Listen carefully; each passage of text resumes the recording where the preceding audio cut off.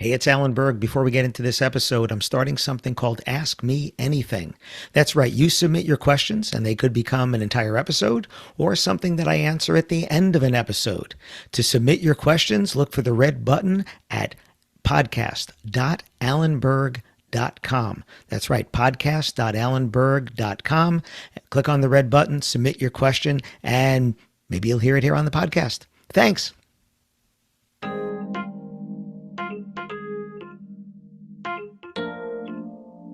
Do you really understand Gen Z? I know I don't think I do. So listen to this episode and let's find out.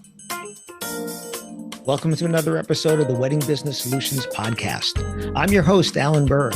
I'm a speaker, sales trainer, consultant, author, and I help businesses like yours sell more, profit more, and have a little more fun doing it. Enjoy this episode. Hi, it's Alan Berg. Welcome back to another episode of the Wedding Business Solutions Podcast. I am so happy to have on Alayna Thomas, a retention specialist at Magna Culture and a Gen Z herself, to talk about Gen Z and help us understand it better. So Alayna, thanks so much for joining me. Thanks, Alan, for having me. So something we spoke about a little bit offline and something I have been thinking about is we like to put people into buckets because we've just labeled, right? I just labeled you as a Gen Z. And you said yourself, you're an older Gen Z, which puts you kind of on that cusp. So you might have tendencies of Gen Y and Gen Z, or should we just get rid of the buckets altogether? I mean, what do you talk to us about that? Yes, absolutely. I mean, it's human nature for us to put people in buckets. I have a slew of labels that I put on myself that really help me understand who I am and my place in the world. And we do that for other people too. I think it can be helpful and harmful. Where it's most harmful is when we end the conversation there. So I put Alan, I look at you, I say, okay, great. Alan falls into these buckets. Alan, what generation are you? I am a very young baby boomer, very old Awesome. Gen X. Awesome. I love that. You help shape the workplace that we're in Yes, today and you've built yes. your own business, right? But if I were to take that and put you in a box and say, okay, well, Alan must be fill in the blanks stereotype about a young boomer, Mhm. then that's going to keep us from growing our relationship, keep maybe me from asking questions and getting to know you better. If I stop the conversation there, we're done, right?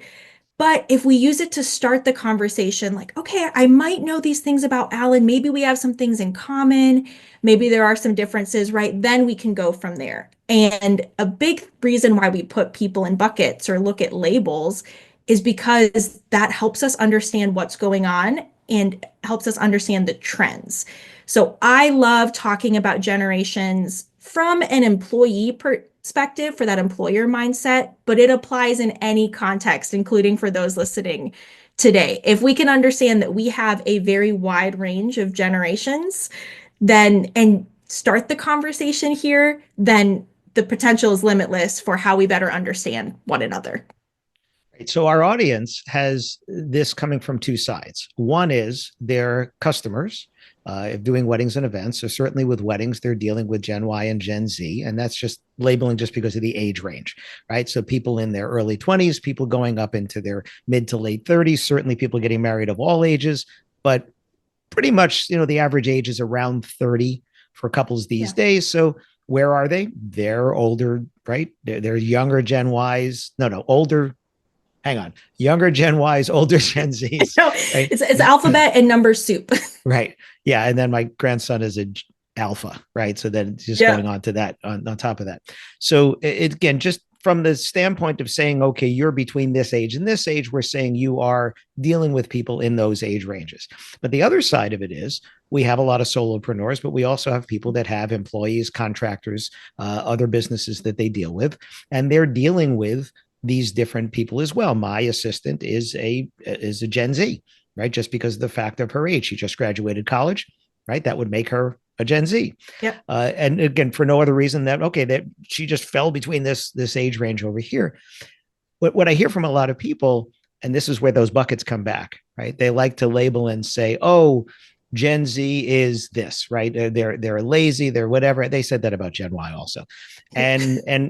But I know Gen Zs and Gen Ys that are not like that, right? So I think this is a lot like any other stereotype we have, which is if we don't know, then we make assumptions, right? We know what happens when we make assumptions. We don't want to do that. Or as Brene Brown said, the story I'm telling myself is that because you're this age, you must be whatever. Yeah. But that's not the case. So let's start with the customer side, right? You have someone who may or may not be the age of their clients, because the thing with the wedding industry, Alayna, is every year we, the businesses, get older, but the customers don't. Right. So in the 30 years that I've been doing this, couples have gotten about 5 years older. Like, I don't know how time travel happened, but I got 30 years old, they got 5 years older. Yeah. Right. So let's start with that. When you're dealing with clients today who are in their 20s and early 30s, whatever. So we're crossing into two of those letters if we want to take those buckets there. What are some of the things that you see people doing wrong when trying to communicate with the people of those ages? Yeah. I'll actually start with a story, and then I promise I'll answer that. So think about me, one of the oldest Gen Z. How I grew up, I learned was really different than how other people grew up, and I've only just started to put those pieces together. So when I was a little kid, 5, 6 years old, I was always asking, why? Why this? Why this? Oh my gosh, probably so annoying to my parents. And the difference here is that my parents rarely responded with, well, because I said so, because that wouldn't appease me. I would just keep asking, well, why? Well, why? And Gen Y, actually, I like to lovingly call Gen WHY. I think they were the first, right? And then, of course, Gen Z is going to come in with more of that voice and wanting that answer. But what I think we're doing wrong is by not realizing and anticipating that big question for our client. Especially our younger clients are going to want to know why and more of the backstory.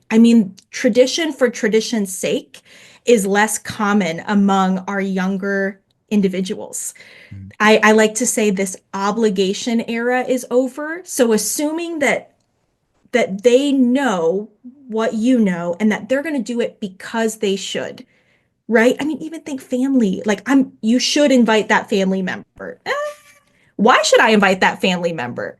Right? There's more of that conversation. So individuals are demanding, if you don't tell them ahead of time, they will demand in a very soon conversation. Well, why do I need to do that? What's in it for me? I don't understand. I think that's the first pitfall, is coming in and thinking this is going to be a conversation like I had 10 years ago. No, right. This is a conversation with someone who wants the why. Now, it's funny you say that, because I am not today's generation, and that's exactly who I am. I actually left the job because I asked, why do we do it this way? And they said, do it because we said so. And I said, that doesn't work for me. I need to know why. My mother said I used to take apart my toys when I was a little boy because I wanted to see how they worked, like the little cars that you pull back or whatever. So, oh my gosh. Yeah. And so it's more of a personality type than it is an age. But there is something you said that is just unmistakable, is that I grew up in a different world than you did, right? I turned on the TV and there were, 7 channels or 9 channels or whatever it is. And, now it's 900 channels. And people say, hey, did you watch that? It's like, what is that? And what now it's what network? It's not just what channel, right? It's what network is that and on. What subscription? What's that? Exactly. I don't know if I have that subscription right now. Let me go get it. Right. But we're in these silos, right? But that's also, it's cultural, it's location based, right? You're in Texas, I'm in New Jersey, right? We see the world differently because of that. Your parents answering the why versus someone your age went to your school. Their parents didn't want to answer why. Their parents said, do it because we said so, right? So that's also that. But it's more of is this because of the access to information that you've always had that I didn't have? Absolutely. I think that can be one piece. So you said, like, my punchline, which I love, is it's not about birth year. It's about mindset. Because if I were to say that all this had just to do with someone's birth year and all Gen Z are the same, Gen Z right now, based on Bureau of Labor Statistics, age 13 to 28. Okay, I do not think the same as a 13-year-old. At least, God, I hope not, right? I hope not. And there are some people who, of course, are that cusper, and they're like, do not even call me Gen Z, right? It just goes back to that assumption piece. Right. But you just said so perfectly, so many factors influence our mindset, Right. and absolutely access to information. Those who have more access to information as quickly as I do are going to expect answers as quickly as I get them, and might even struggle with, I like to call Gen Z this on-demand generation. Mm. But all of us have access on demand now, like Right. you just said. The difference is that that happened during my formative years. I have always had access to information very quickly compared to my parents. So, Yeah. how are you seeing that? Actually, to pose a question to you, Yeah. how are you seeing that has changed within this industry from a client perspective, that access to information just changing how you have to do business with your clients? Yeah. Because of that access, you have customers that are doing a lot more research before they reach out to you. Mm-hmm. And what people don't see is if the information is not on your website or accessible to them, you're losing business that you can't see. You know, people passing you by. Mm-hmm. I presented at a conference recently, and I saw somebody on Facebook had said something about pricing. And he said he's Gen Y, his wife is Gen Z, and they will never reach out to ask someone how much something costs. If the information wasn't already on the website, they're just moving on to somebody else. And it's this, if you could see it, it would scare you how many people are moving on, right? And it's always a balance, right? You want to give people information, but you don't want to give them too much information. So the thing that I speak about, Alayna, a lot comes back to that why, which is not what do I do as a business, but how does that benefit you? Why should you choose me as opposed to why should you choose someone else? Because there's too much sameness out there. Right. If I go on Amazon and I search for a product, I have maybe the original product by the original manufacturer, and then I have 12 knockoffs that look exactly the same, and the prices are all different. Right. We just had to get a new battery for our Dyson cordless vacuum. Right. And then there's the Dyson one, there's this one, there's this one. This one's a bestseller, and this one's trending, and this one's whatever. And they all look exactly the same. So, why? What did I go with? I went with the one that had hundreds of reviews instead of the one that had 12, right? Mm-hmm. Because that's the other thing that we have access to, which is social proof. Because my network, when I was growing up, so if I was going to get a new bicycle, right, I had to go to the bicycle store, right? I couldn't go online and research it. I could look at my friends and see it, but if I was getting the new bike and they didn't have new bikes, I had nothing to do. Now we have this decision paralysis, right? Where we have so much information, how much information is enough to make our decision? So I think where it's affected us is people are afraid as a business to put information online for fear of losing a customer who will, make a decision based upon a price without having other information. And what they don't realize is how many people can afford them, but there's no price, so they're passing them by altogether. Yeah, absolutely. Yeah. I myself am currently planning my own wedding right now. And yeah, I know, so exciting. My fiance and I get married in September, but I am just like that client. I really do. If the price isn't online, I'm going to go find somewhere where the price is. I think the difference, of course, some of the way that I was raised influences this, but I don't mind picking up the phone, which makes me a bit of an anomaly, right? So if you go off the stereotype and you assume, oh, Alayna never wants to talk on the phone, well, then you're going to miss out on a great conversation. I love talking on the phone. I call my grandma once a week. Right. Well, here's the thing.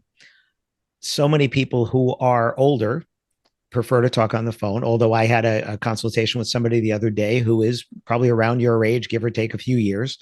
And he prefers to get on the phone and talk to the clients, but these couples, who many of them don't want to, this is where they're missing out because there's the friction, right? And I say it's not that the other Gen Ys, Gen Zs won't get on the phone. It's that you're asking them to get on the phone immediately. So this is what'll typically happen. We've done a lot of secret shopping. I don't know if Kara told you this, but I've shopped over 500 companies between last year, between 2023 and 2024. Okay. And we're still shopping more. So we have hundreds of points of data. And the problem, well, the first problem is that 18% of the companies we shopped never replied at all. Okay, that's the first one. Come on. I Come don't know, on. but I don't know if you're experiencing that with you looking for wedding stuff for you, or people not getting back to you. And then of the ones that do, over half of them are asking immediately for someone to get on the phone or come in for an appointment or a tour of a venue. So let's talk about you as someone who's engaged, right? You reach out to get information and they say, you need to come in. What are you thinking? Are you thinking I'm ready to come in? Or are you thinking, sure, I'll come in? Or are you thinking, slow down? I'm thinking, well, let's see I'm a very structured person. I'm thinking what's on the calendar this week, but also, that might make me nervous. Talk a little bit about the prevalence of more of a mental health awareness among clients and among me. I'm thinking, whoa, that went too fast. This is uncertain for me. I'm not really sure how I feel about this. This is new territory. What matters to me is being able to enjoy this process. So I'm going to go with someone that goes a little bit slower. Well, Right. if someone else who's motivated differently might do the exact opposite, but I'm thinking more about how I feel, and how I feel is pressured. And so I'm not going to do that. Right. So let's go back to the buckets again. What I like to say is that almost everything works some of the time. Nothing Love works that. all the time, right? But it's true. And we get fooled because if 40% of the people that inquire, you respond the same way and say, get on the phone, and 40% get on the phone, you're like, well, that's the right way to do it. When 60% are ghosting you and you're thinking, well, it's them, it's not me. No, it's just they're different, right? Yeah. Even though, like I said, could live in your town, have gone to your school, be brought up and go to the same house of worship or not, or whatever, but yet you're different people and you shop differently. And this is the buckets again that we like to say. So you have to, I always say, if it's not working, you have to look in the mirror, because you have to start there. You don't blame the customer when it's not working. You say, well, they're not resonating with what I'm doing. And let's talk about the whole research thing, right? You have access to information. So you and your fiance, again, we're going to pick on you now because you let the cat out of the bag. You're engaged. I know I did. Right. So you're doing your research. How far along are you going in research before you reach out? As opposed to, remember what I said with me, it used to be that if I needed information, I had to pick up the phone or go in because that was the only way to get it. Now, I'll give you a side story. We'll come back to this. So I sold cars a long time ago, right? And I just bought a car now. Well, long time ago, the only way to get information about the car was to go to the car dealer and get the brochure. So you kind of were forced to show up at that car dealership, get the brochure, or maybe you went to an auto show and grabbed the brochure, but typically you'd have to do that. Now, I did all my information beforehand. Really, the only thing I needed to do was to physically feel that car, sit in that car, see how big it was, right? I already knew how long it would fit in my garage, right? I already knew all that kind of stuff. And it was just like, it was between two cars. Let me go drive them, because I can't do that online, right? Yes, you could probably virtually do that, but it's not the same, right? It's not the same. You probably could virtually do that. Yeah. Yeah. But again, if you want to actually feel the power, you need to get in the car and do that. So, but I had already done so much of that research by the time I went in that I had eliminated, I don't know how many cars are available these days, but I had eliminated all but basically 3 cars by the time I went in. And when I went in, and the only reason I didn't buy that day is because the snowstorm started. I bought the next day. But we probably would have driven out that day with the car because I had done all of that research ahead of time. So this whole pressured thing, somebody reaches out and says, I'd like to get information, which is not available, right? Not on your website, right? And they're immediately saying, call me, right? Or when do you want to have a phone call? When do you want to Zoom? When do you want to come in? When do you want to visit our venue? That's pressure, which I, again, call friction, right? You're adding friction to that process there. So what are some of the other ways that businesses could add friction like that? It's a great question. I think, well, one, I mean, there are 2 caterers that I can think of that I already walked away from because they said, great, when can you meet? And I actually even responded, here's a time. And then they never called me. So that, who knows what the breakdown is in that. I'm like, oh my gosh, ghosting. But I care so much about referrals. And this is kind of wild because I don't have a ton of, because I'm so young, I don't have a ton of friends who are married and recently got married in the Dallas area. Right. And so I'm asking my friends for referrals. And if they say that I'm looking for someone who's great and responsive and who understands my needs, because I'm about to spend a lot of money. Mhm. So I really am bringing kind of that selfish nature that some people assume that Gen Z is selfish. Like I'm bringing some of that selfish nature, but it's because of the stage of life and decision making that I'm in. So I think where the friction is going to come in is that slow response time, not flexible in how I want to do things and that approach.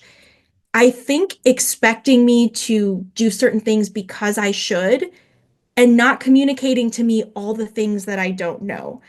I right now feel like the wedding industry is like cars going really, really fast on a highway, right? I'm like, I've never been on that highway before. I don't know. Cars are just going fast. And I'm just trying to get up to speed on my little on ramp over here. And it feels too short. Like I like get up and I'm like, oh my gosh, there's so much going on over there. Right. And so I want to take the next exit. That's what I'm doing when the speed of the vendor is different than the speed that I'm at. If you're not bringing me on that journey with you, I'm going to take the first exit. And that's how Okay. your clients feel when you don't have that client, maybe to use a business phrase, that onboarding experience, but think about it as that on-ramp experience for your client. Right. Now so it's a great point. And what I try to get across a lot. Now, again, I don't know if you know, but I wrote a book called Why Are They Ghosting Me? It's right here. I love it. Yeah. Uh, and a lot of it is what I speak about is you have to meet the customer where they are. So the first thing is, how do they want to communicate? Right. You don't mind getting on the telephone. Matter of fact, you asked to get on the phone and they didn't call you back. My son got married last September and my daughter-in-law had the same experience. She reached out digitally to a company and said, I need a dance floor. I need some tables. I need a popcorn machine stuff. Can I speak to somebody? And they said, no, there's a catalog on our website. Just figure out what you want and we'll make your proposal. And she said, I want to get on the phone. And they said, no. Yes. Right. Which is crazy, right? Because everybody else is trying to get somebody on the phone. And here you wanted to, and they didn't. And she wanted to, and they didn't. But then you have people that don't want to get on the phone or can't get on the phone. They're doing this surreptitiously at work or whatever, and they're texting, they're emailing, they're WhatsApping, they're Facebook messaging, they're Instagram messaging, their TikTok. I don't know all the different ways that we can communicate these days. So how important is it, or what does it say to somebody when they reach out a certain way and you immediately want to change the way that you're communicating? Yeah. They just told you what matters to them. They just gave you the secret ingredient for motivating and winning them over. And they offered it freely, right? And you just took the other, like you almost took the exit on them in that conversation. I mean, I Right. just think it's such a miss there because again, let's go back to that obligation era is over. Just because you tell me I should communicate with you in your way doesn't mean that I will. I'm immediately going to ask why. Why is that Okay. important? But here's the thing, there's so much information that I have. I've done so much research. I'm just not even going to bother with that conversation. I'm going to go find the person that already understood what mattered to me.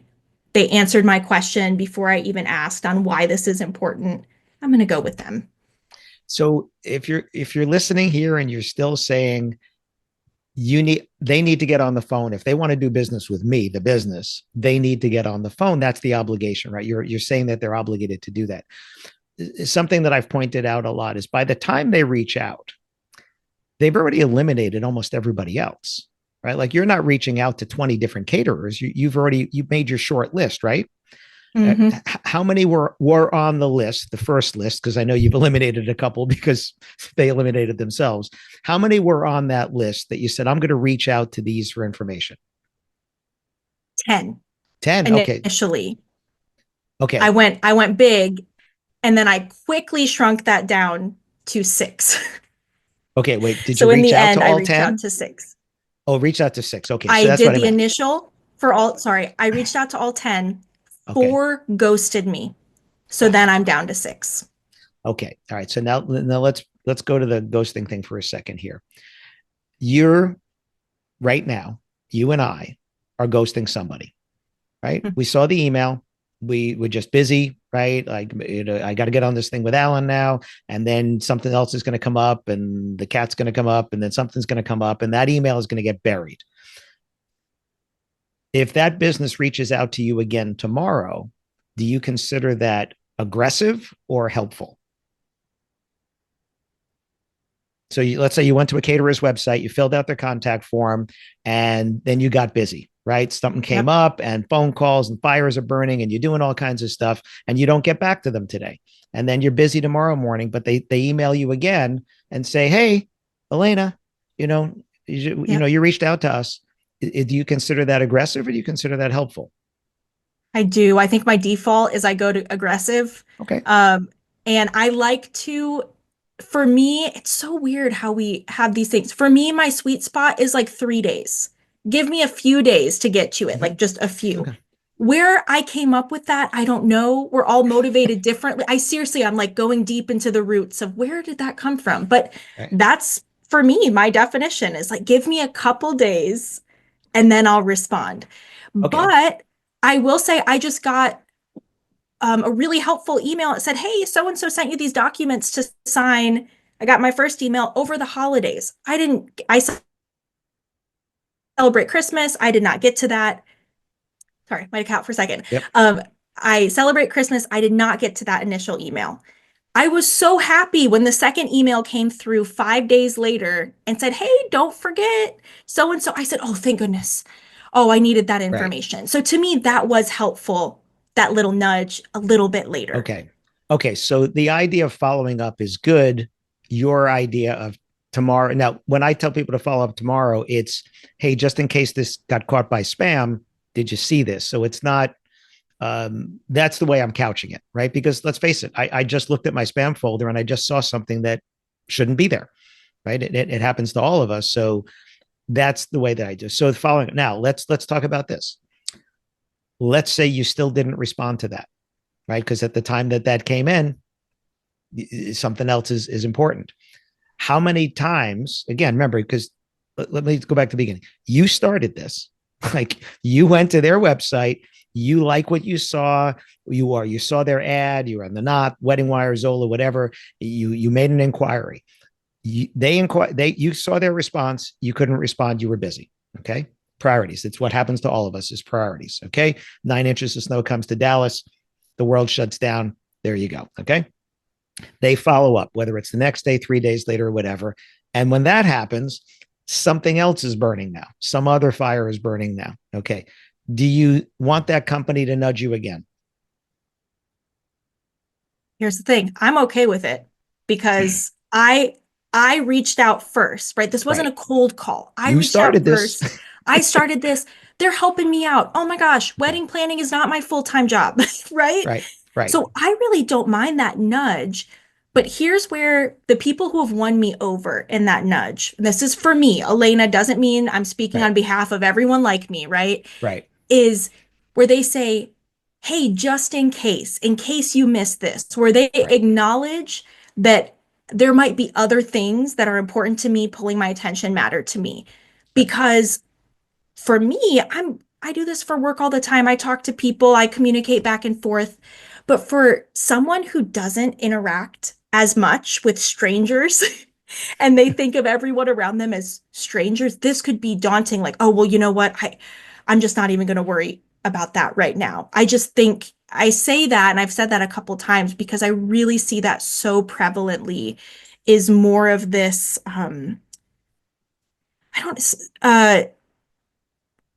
others, especially those who did not finish high school or college pre-pandemic, have a different level of interaction and what their norm is for how they communicate and how often, right? You mentioned TikTok messages and instant messages, right? That's my brother who is younger than me. That is his default.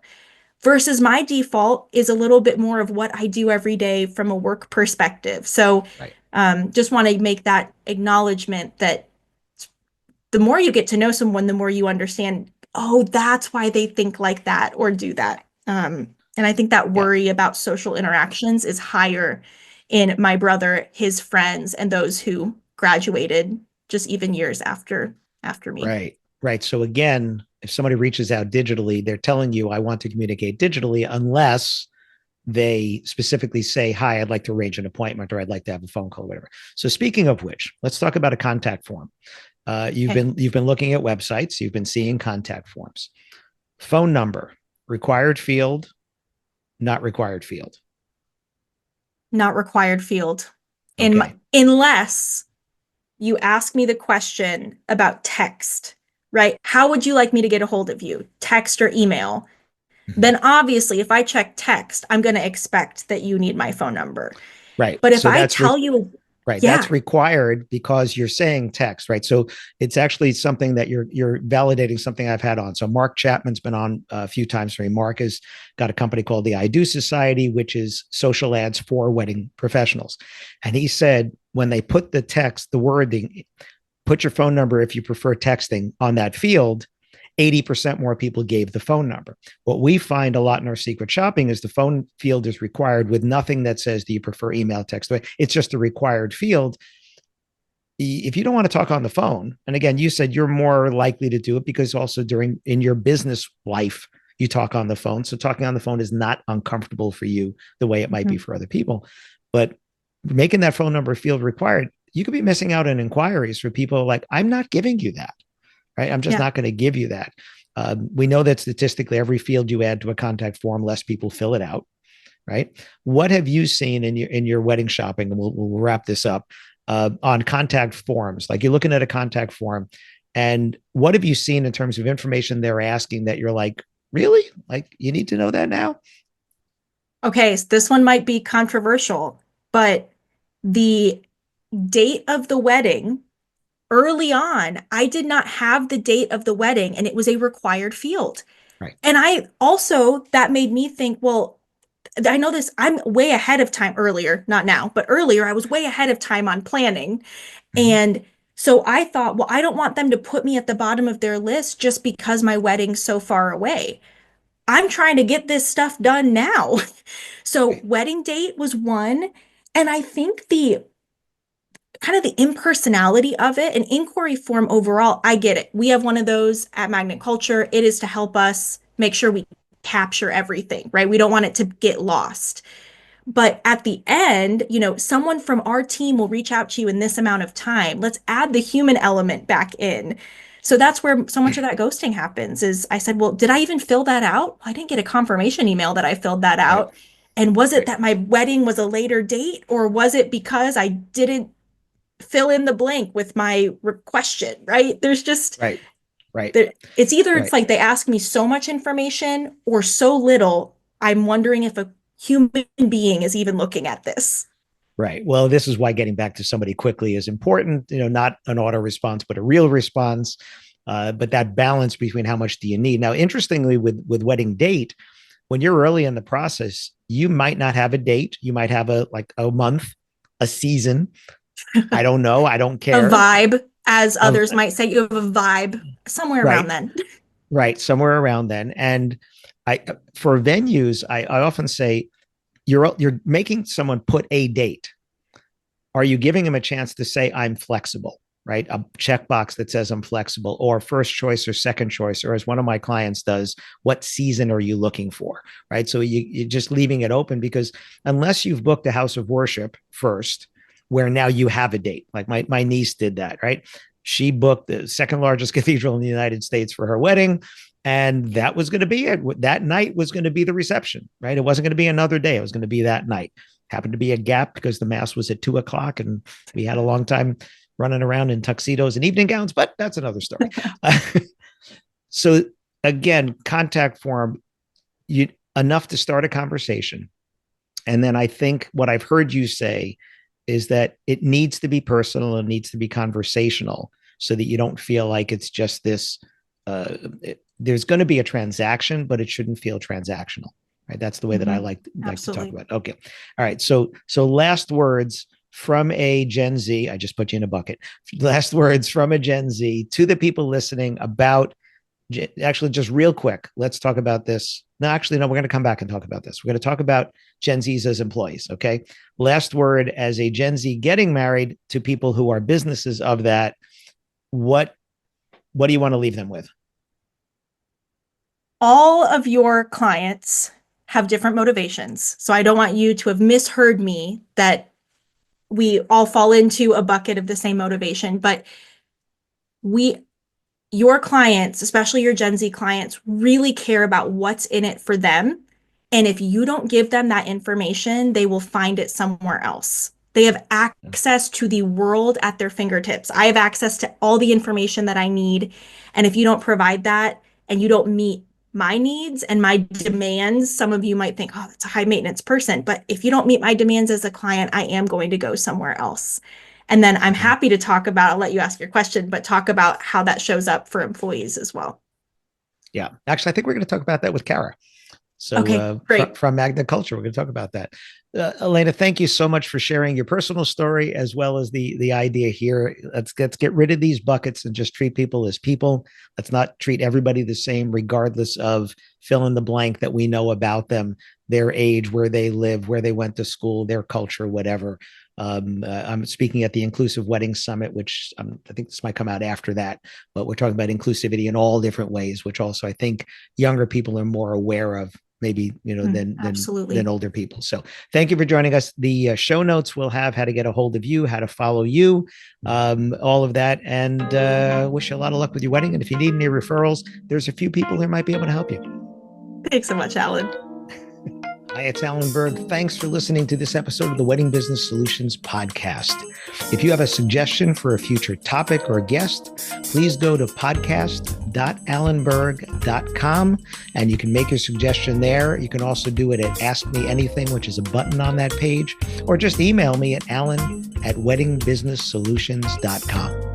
And if you'd like to find out how I can help you with sales training, website review, consulting, or speaking for your group or organization, possibly at no cost to the organization, contact me directly, alan@weddingbusinesssolutions.com. Thanks again for tuning in.